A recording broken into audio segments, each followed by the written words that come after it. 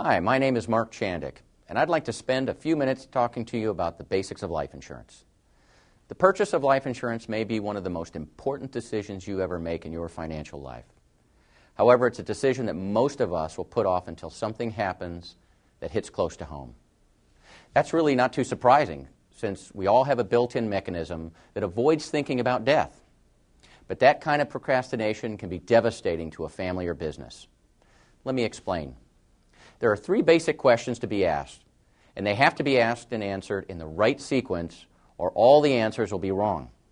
The three questions are: do I need life insurance? How much do I need? What kind should I buy? Let's take them one at a time. First, do I need life insurance? The quick and easy answer is that if someone will suffer financially when you die, you need life insurance. That could mean your family, perhaps aging parents, or maybe even your business partner and employees. Sometimes we might be inclined to say, well, they'll be okay, and maybe that's true. But it's important to remember that we don't get a chance to change our minds once we're gone. We need to face reality while we can do something about it. The second question is, how much should I have? Some experts recommend a rule of thumb that runs anywhere from 5 to 20 times your annual income. Obviously, with that kind of spread, the rule of thumb isn't very helpful.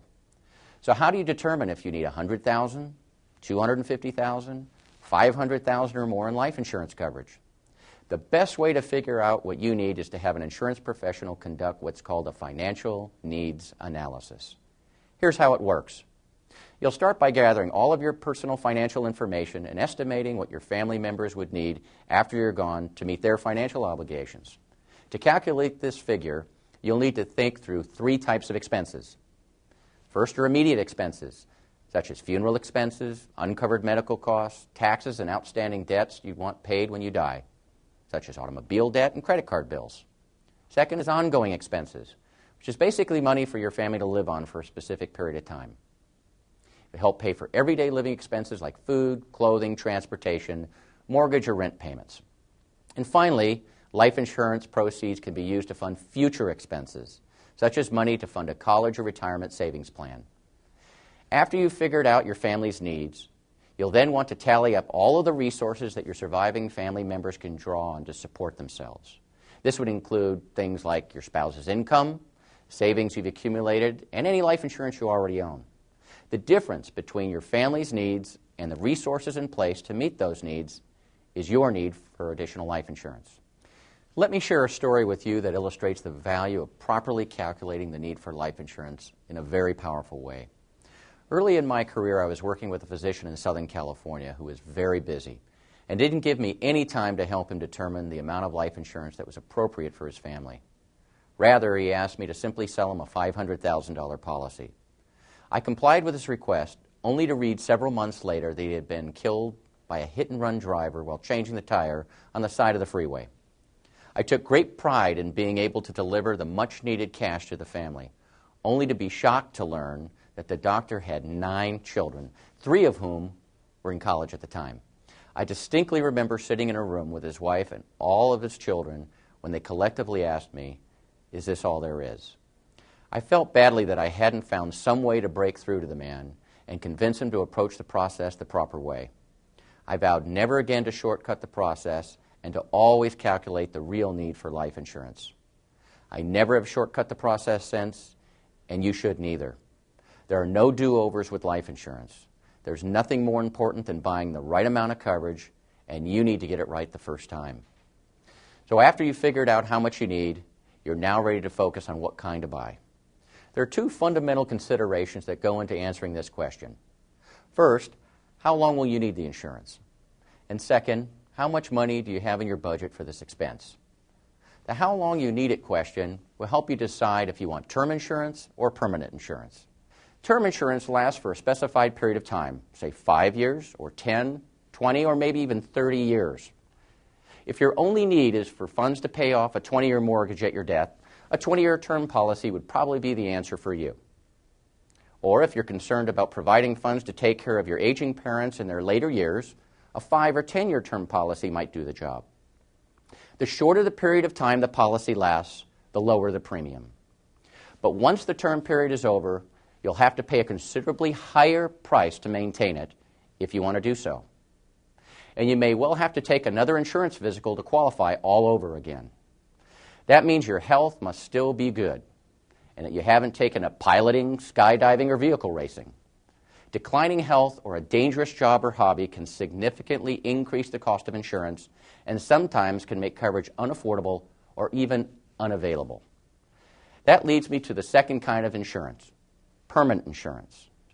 Permanent insurance is what the name implies. It's with you for life, no matter how old you are when you die.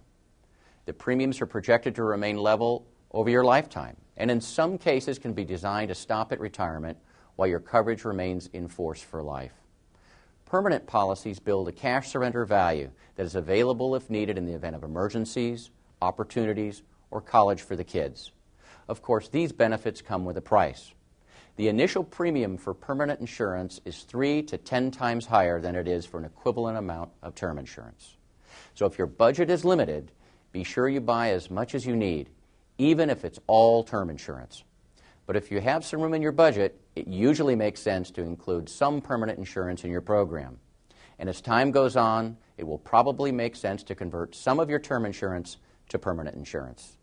You know, one of the biggest mistakes I see my clients make is underestimating how long they'll need life insurance. This was painfully true immediately for many after the dot-com bubble burst in 2000. All of a sudden, you had people who experienced a significant loss in their retirement assets, and they were no longer able to retire on time. Life insurance fills the financial gap that exists between your financial needs and your financial realities. The fact that people had to work additional years necessitated owning life insurance for a longer period of time, and many were caught unprepared. By owning both types of life insurance, term and permanent, you're better prepared for the unexpected things that happen in life. Let's face it, our financial lives never go as smoothly as the financial press would have us believe. So far, we've looked at life insurance from the context of your personal needs. However, life insurance is a tool that is also utilized by almost every small business in America. Businesses, especially smaller, closely held businesses, utilize life insurance to protect their companies in case of the premature death of an active owner. Life insurance is used to purchase a deceased partner's interest and provide an income stream to the surviving family. Life insurance also may be left to the company to provide a financial cushion to the company in the case of a loss of an active owner or key employee. Life insurance is also utilized to provide cash to equalize the inheritance of a family, where only one of the children inherits the company. And finally, to provide cash to pay federal estate tax, so that the company doesn't have to be sold to pay the tax liability. These uses of life insurance keep businesses in business, families financially secure, and Americans employed. So there you have it. A properly designed life insurance program is as essential to a sound financial plan as a strong foundation is to a home.